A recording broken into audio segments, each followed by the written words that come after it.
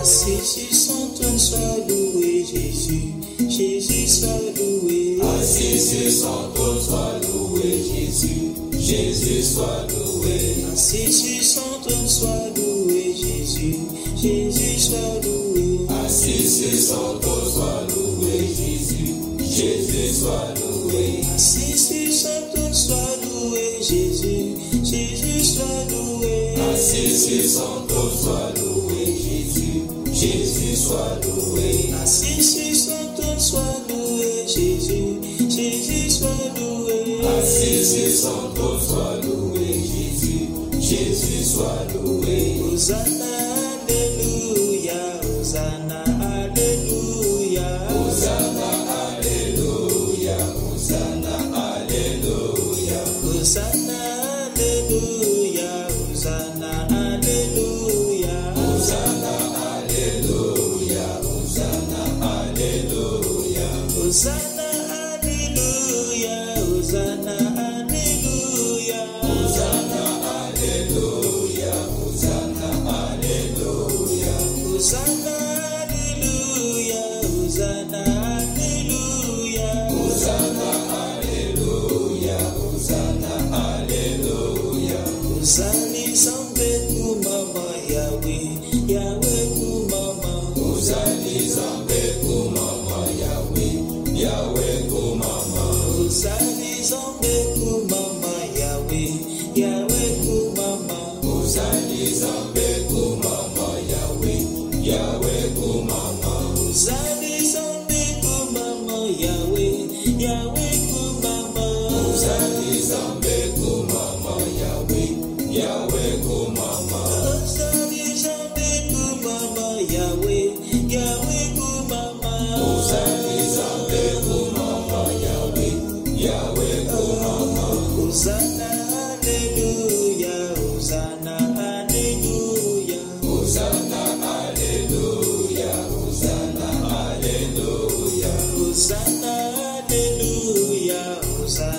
alléluia. Hosanna, hallelujah, Hosanna, hallelujah.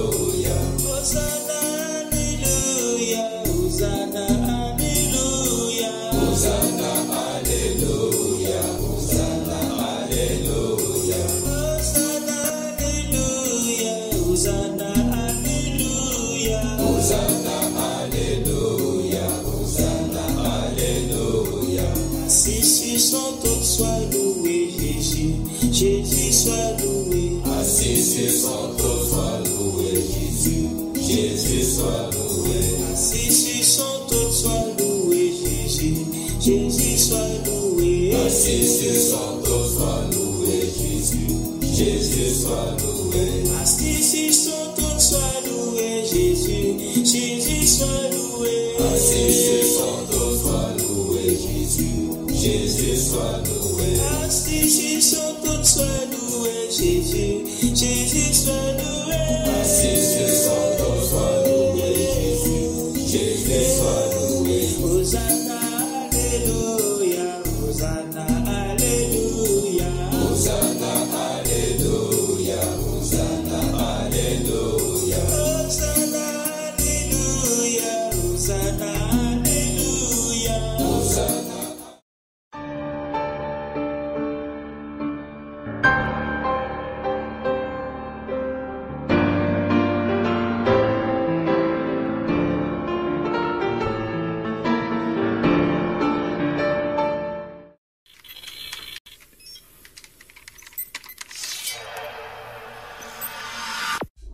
Puisque l'approche scientifique ne permet pas de trancher la question, il faut se tourner vers d'autres indices pour trouver la réponse. Le premier signe est en rapport avec la Bible. Pour beaucoup de gens, ce best-seller mondial numéro 1 est juste un livre religieux parmi d'autres. Pourtant, ceux qui prennent la peine de le lire se rendent assez vite compte d'une caractéristique surprenante. son unité, sa cohérence. Bien que sa rédaction ait demandé 1500 ans, elle nous dévoile un propos cohérent qui s'est construit progressivement au cours des siècles et qui apparaît au final comme un édifice impeccable, majestueux, et qui dépasse totalement ceux qui l'ont construit. Des premières pages aux derniers mots, elle est centrée autour d'un même sujet, la connaissance de Dieu, le Messie et le plan du salut divin pour l'humanité.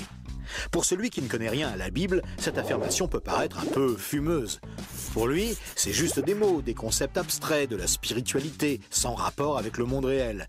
Mais pour celui qui la lit et cherche un peu, l'évidence devient de plus en plus écrasante que quelqu'un, derrière ce livre, au travers de centaines d'épisodes, de miracles, de prophéties et d'événements surnaturels, quelqu'un a construit un message qui nous est adressé. Par exemple, Moïse expose clairement la base de la relation avec Dieu et annonce la venue du Messie. 5 siècles plus tard, David, parmi d'autres, prophétise les détails de la crucifixion tout en engendrant les ancêtres de Jésus.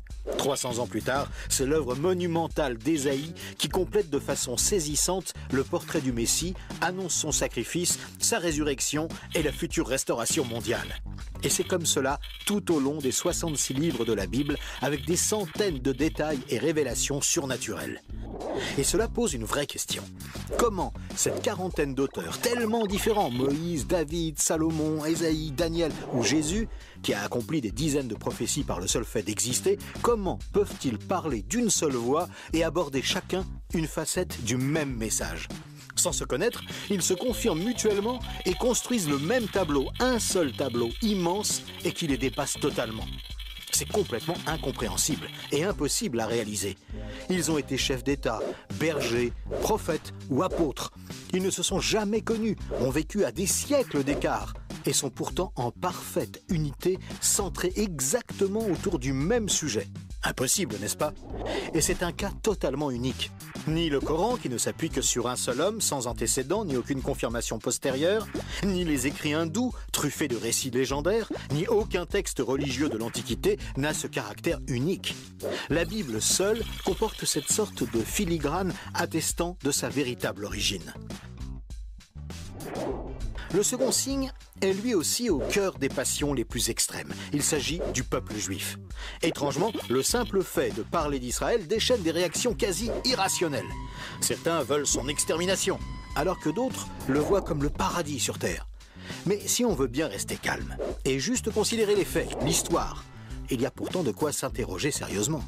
Comment ce peuple, haï depuis toujours, déporté une première fois, puis revenu sur sa terre il y a 24 siècles, puis déporté à nouveau et dispersé dans le monde entier pendant 17 siècles, comment a-t-il pu survivre? Et comment est-il demeuré un peuple distinct?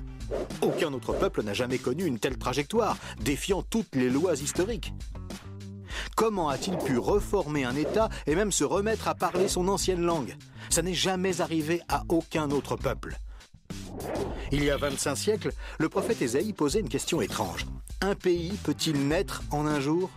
Ça ne s'est jamais produit, sauf pour la nation d'Israël, qui est née en un seul jour, le 15 mai 1948. Et cela, à peine 3 ans après la fin de la guerre et la solution finale mise sur pied par Hitler pour les exterminer. Et ce n'est pas tout. Le lendemain, Israël était attaqué par les armées de 4 pays arabes, supérieurs en nombre et en armement, et il a pourtant gagné la guerre. Des soldats ont même raconté avoir assisté à des interventions surnaturelles. Étrange, non? Par la suite, malgré le rideau de fer, des milliers ont émigré de l'ex-URSS, accomplissant une antique prophétie qui mentionnait le retour des Juifs depuis le pays du Nord. Si on considère sa contribution à la science, les Juifs ont remporté 20% des prix Nobel, alors qu'ils ne sont que 0,2% de la population mondiale. Comment est-ce possible ? 150 ans avant, ce n'était qu'un pays désolé, entièrement livré à la mauvaise herbe. Et aujourd'hui, on en parle comme d'un miracle d'agriculture.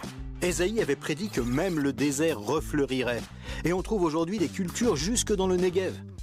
Interrogé par le roi de Prusse, Frédéric II, qui lui demandait une preuve de l'existence de Dieu, son chapelain lui avait répondu « Les Juifs, sire, les Juifs ». Et d'où vient la première religion mondiale ? De Jésus, un Juif, dont l'enseignement, la mort et la résurrection continuent à impacter en profondeur la société humaine. Évidemment, ce peuple est loin d'être un modèle, et il a souvent sombré dans la corruption. Mais la Bible déclare que Dieu en a fait un signe parmi les nations. Qui pourrait dire le contraire ? Pour Pour terminer ce bref survol, une considération d'ordre moral. Encore un sujet tabou et pourtant... La Bible présente le bien et le mal comme des valeurs absolues, des valeurs extérieures à l'homme, qui les perçoit cependant par le moyen de sa conscience. Au contraire, la vision matérialiste de l'homme affirme que le bien et le mal sont des notions culturelles, relatives, résultant d'un long processus évolutif de l'être humain. Pourtant, tout le monde considère certaines valeurs morales comme supérieures à tout le reste. Par exemple, violer une petite fille, massacrer des bébés, commettre un génocide ou laisser quelqu'un mourir de faim sont considérés comme cruels et inacceptables. Même si certains tortionnaires ont affirmé qu'ils n'y voyaient rien d'immoral, nous pensons qu'ils n'avaient pas le droit de faire ça. Mais pourquoi le pensons-nous? Pourquoi pensons-nous que certains préceptes moraux sont supérieurs? D'où vient ce sentiment qu'il existe, en dehors de nous, des normes morales supérieures, des normes indépendantes de nous, puisque nous nous sentons nous-mêmes jugés par ces exigences morales? Étrange, non? Nous avons parfaitement conscience d'être imparfaits. Nous pensons que l'humanité est détraquée, mais par rapport à quoi? Ce sentiment de culpabilité contredit d'ailleurs la théorie de l'évolution et son hypothétique lutte pour la survie. Et pourquoi l'homme aspire-t-il au merveilleux, au paradis, quelle que soit sa culture? D'où vient ce sentiment intérieur qui fait exactement écho au récit biblique? Cette conscience, issue de nulle part et en parfait accord avec la Bible, constitue encore un autre signe tangible, bien difficile à nier.